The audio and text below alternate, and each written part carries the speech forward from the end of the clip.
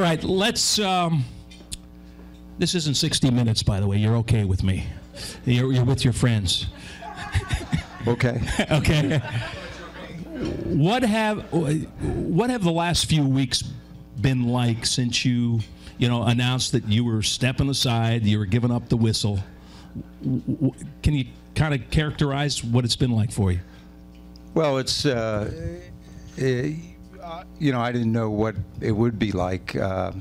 What it's been like. This is the time of the year where coaches, basketball coaches especially, players go home from exams. They're not in summer school yet, so you get a little relief from the constant concerns about your players. And so actually I've been doing probably more these 3 weeks than I would normally, but it's been great. The people have been great, and there's so many great things about the state of Maryland, as you see tonight. This is one of the best examples of how much people care about the state, and how we are, what we care about, and things like that. And things like this tonight is just great for me to be able to be a part of. You had your own golf tournament earlier this week, so you're probably almost golfed out, right? Well, I think the guys that played with me today saw the benefits of playing earlier in the week. But no, the Melwood Open's down at College Park, and it's a great thing for the school. The nationwide tournament, Under Armour's a big sponsor with that also. And so it's been a great week at College Park. What did it mean when you retired? There was reaction from a lot of guys that you coached against that said things about you, and almost to a man, because I kind of kept my eyes and ears open, almost to a man, they said, this is a Hall of Fame coach, and they paid a lot of respect to you. What's it like for guys that you kind of competed against fiercely to hear them say things, your peers? Because, I can say it, or the guy at table 3 can say it, but a guy that's been down the road you've been down, that's got to feel pretty special. Well, when you coach, that's the whole thing. The idea that you can go and be competitive against somebody and really, try to kick their brains in for those 2 hours during the game. But when it's all said and done, you respect the other coach for the way he runs his program or whatever. And I remember this year at Comcast Center, what turns out to be the last time I coached against Mike Krzyzewski. He came out onto the court, and people always ask me, like, what do you guys talk about when you shake hands before the game? And so Mike comes out onto the court, and a lot of pressure on the game, big game. And Mike says, where's the tan man? And Terry Aronson back there seems to, that was the person that Terry was represented by. Mike. That's what Mike Krzyzewski remembers from Maryland basketball during the time I was there. And that's a true story. That's what Mike said. So you're making your swan song, and Coach K says, where's the tan man, right? Yeah, I know. It's like, but it's all right. In the 22 years that you led those Terp teams, how did the job change and the players change during that time, if it did? Well, the players are great because if you can get them on the practice court one-on-one with the players, that's what you do as a basketball coach. You're trying to have the best basketball team you can have, but you're also trying to improve each player to the level that they should be at by the time they play their time at Maryland. And that's the best part of my job. The biggest change is the recruiting has gone from away from the high school coach, away from the parents, to a summer situation, which there's a lot of people involved around players that sometimes do a great job with the players. There's a lot of great coaches out there in the summertime that take money out of their own pockets to make sure the players can eat, make sure that they get a chance to play in all these tournaments that are available. And then there's some other people that might not necessarily be in the best interest of the player. So you balance that with what you do as a coach. It's a very difficult job now, whether it's football, basketball, and major college sports, to balance how you want to run the program. And that's been the biggest change probably in the last 20 years. Well, I will say this, and maybe I'm a little off the script here, but I think one of the things that Terp fans, Maryland fans are most proud of is that there are a lot of temptations for a lot of good coaches, and they're not all bad guys that have given in, and you never caved. You had competitive teams that won, and you didn't go down that road.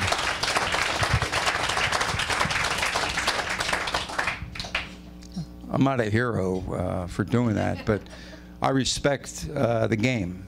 And going back, the game got me to college. Yeah. I don't go to college unless I could play.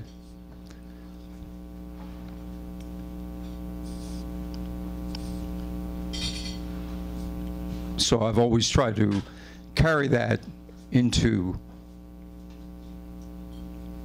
wherever I coached, whether it was high school, Lafayette College, where I was the head soccer coach for 6 years. And how do those teams do, by the way? Set soccer back about 2 decades. But is that where the flops started? Well, we worked on that, yeah. And then I just felt, you know, from American U to Boston College to Ohio State to Maryland, that, you know, the game should be played a certain way. Players should respect the game and try to stay with that. And I think that's the important thing, because if you put that into what you do as a coach, then players, not just in terms of, you know, how good of basketball players they are, but they can go out after they leave school and really help a lot of people if they have certain values that you try to put into the game. Mm-hmm. Did you know what you were up against when you took the job in College Park, with the sanctions and where you had to come from to build the program to where you got it? No, I think that's one of those things where when you change jobs, you try to find out as much as possible about the job. But I had gone to Maryland, and, you know, just emotionally, it was big, you know, to go back to the university. I mean, you never get a chance to go back and coach where you went to school, basically. I mean, it was just right. a tremendous thing that happened. So I kind of went in there just with the idea that, you know, I wanted to see how good we could be as a basketball program in Maryland. But there was a lot of things there, and I was just proud of the way people rallied around the program. There was a lot of great people that are here tonight, in fact, that really helped us in terms of getting through probably the darkest days of Maryland basketball into a position where you compete. And, you know, our league with North Carolina and Duke in there on a consistent basis being so good, you know, 2 of the top 5 programs in the country the last 30 years, that's who you have to go against. That's who you have to beat if you want to be successful. So everybody involved, the assistant coaches, the players, the friends of mine that are here tonight, certainly had a lot to do with our ability to get to the point where we could play those guys. This night wouldn't have happened. Casey called me and said that, hey, I've met Coach Williams, and he's on board to try to help our foundation. In a high-profile spot like you were for 22 years in our state, how do you decide? Because everybody wants a piece of you. There's a lot of great charities around. How do you decide you can give this time to cystic fibrosis or Casey Cares and reach out the way you have in those 22 years? Well, Casey told me she was a great basketball player. She recruited you. Yeah. No, but I just, as you said, you do get some opportunities to do some things because of the platform you have as a basketball coach.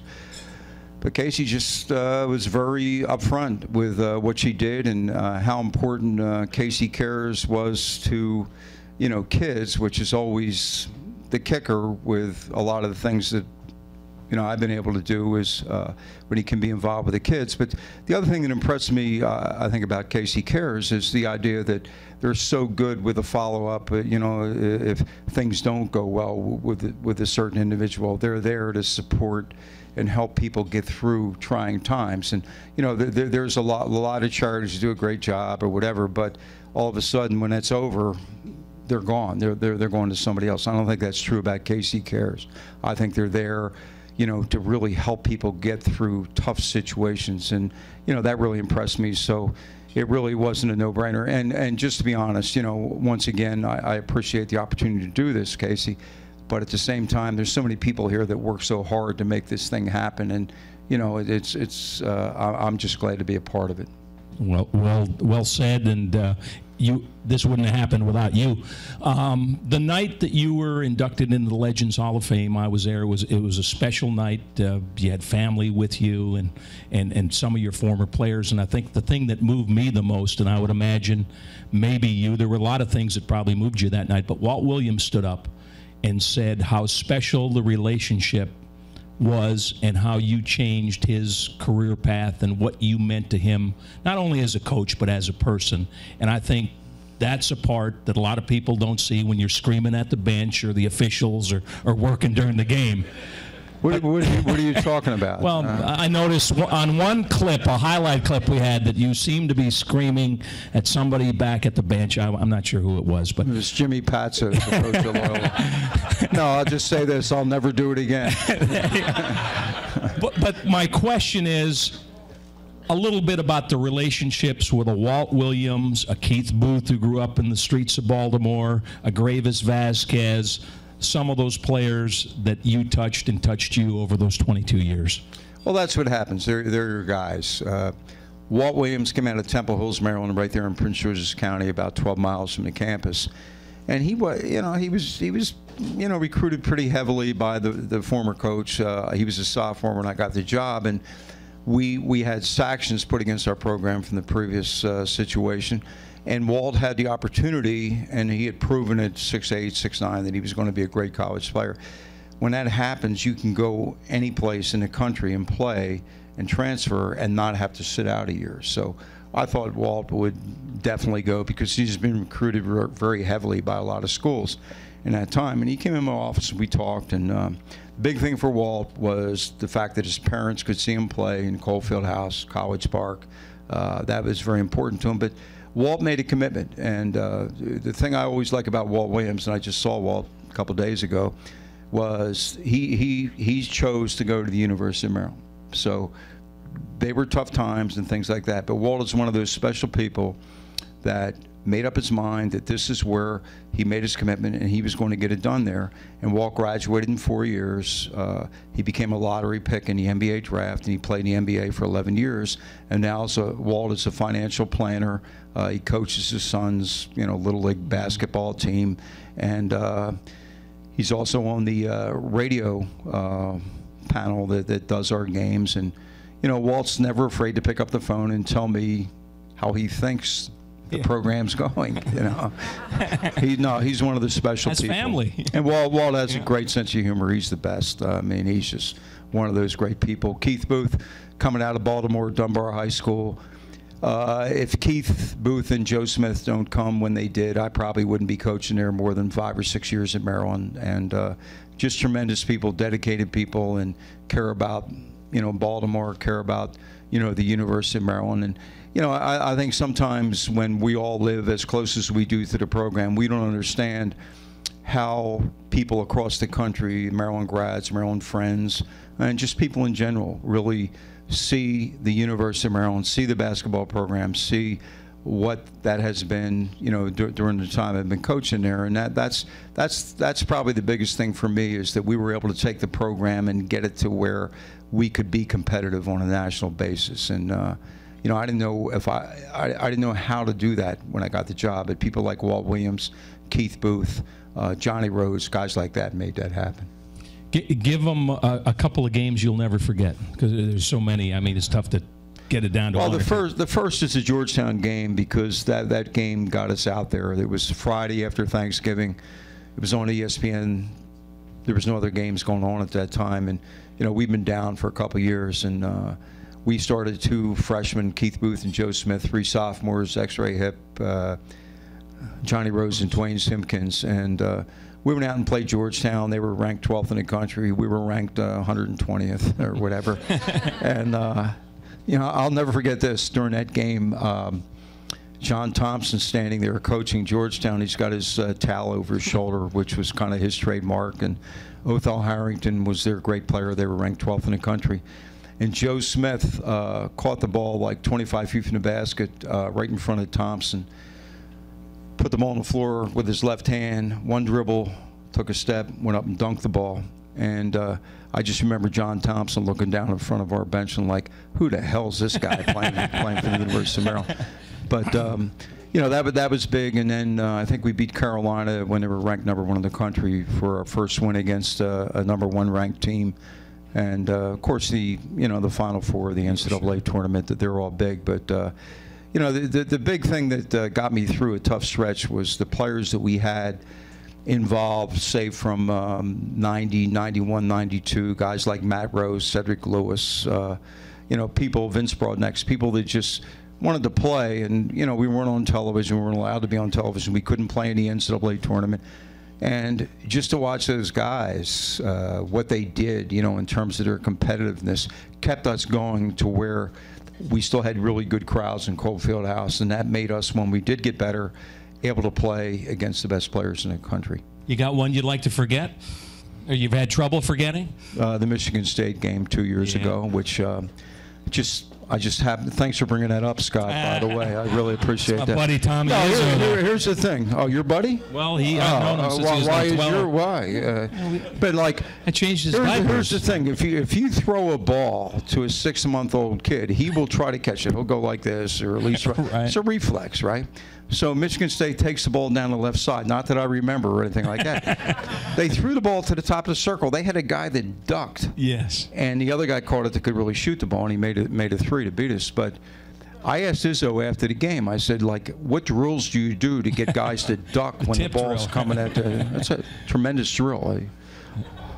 You didn't forget that one, apparently. You just seemed like you knew quite a bit about that one. There was another tough one. When I was coaching at Boston College, we played Syracuse in the Dome up in Syracuse, and Pearl Washington hit a shot from about 60 feet to beat us. So yeah, I remember those two. But we've won a couple. You know, it balances out. We've won a couple the same way. You got an opposing player, too, that maybe you had some real secret respect for, but obviously you're not going to talk about how great the other guys are.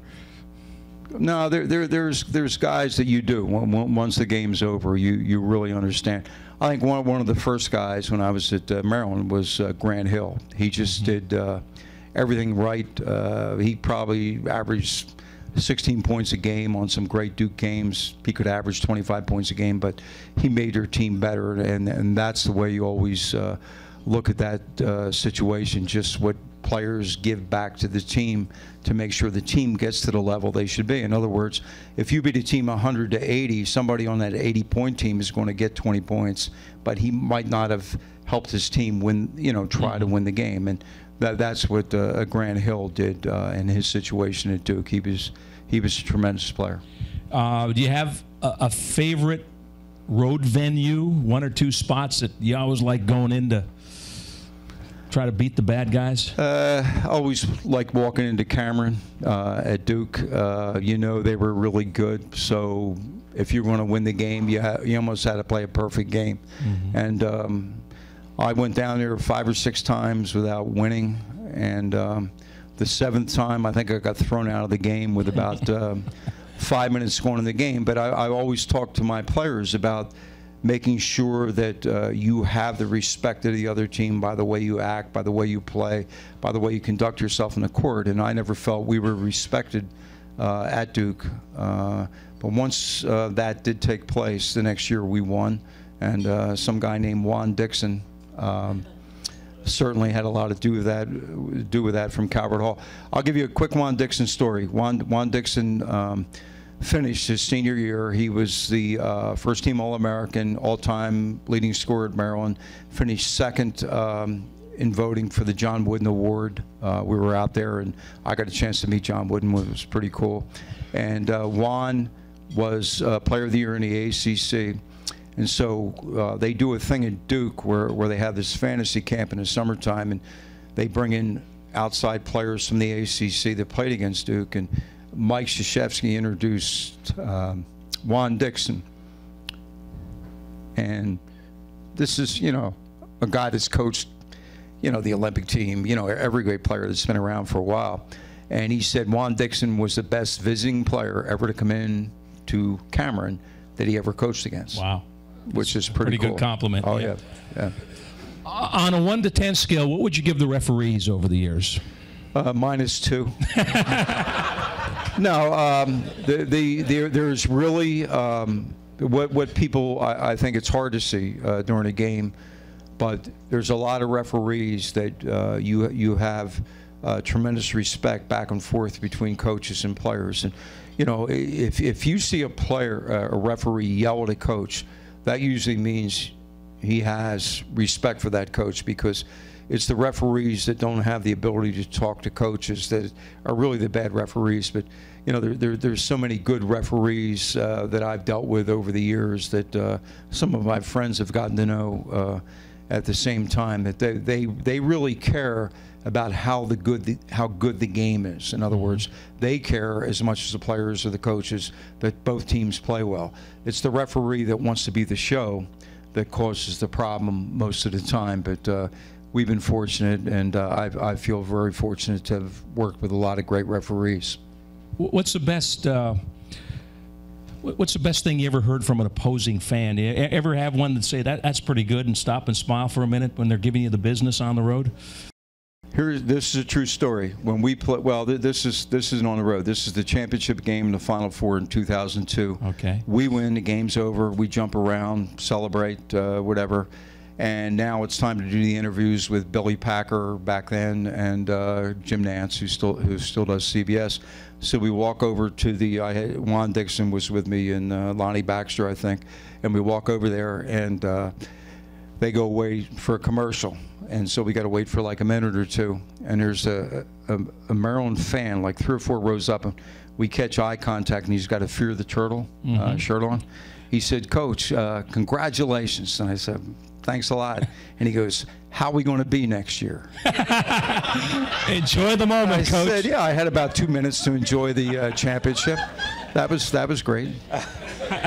Yeah. That was Mark Burdett. How's recruiting going, right? Well, we touched on it earlier that the legacy to me, and I think a lot of people in this room, will be the championship and the back-to-back Final Fours and all the wins. But I think as important, maybe to a lot of people in this state, is the way you got it done, with integrity, with no shortcuts in a day where a lot of people take shortcuts. I think, Gary, that's going to be your legacy. So we say thank you, and thank you for what you did for caseycares here tonight. Oh, thank you. Thanks.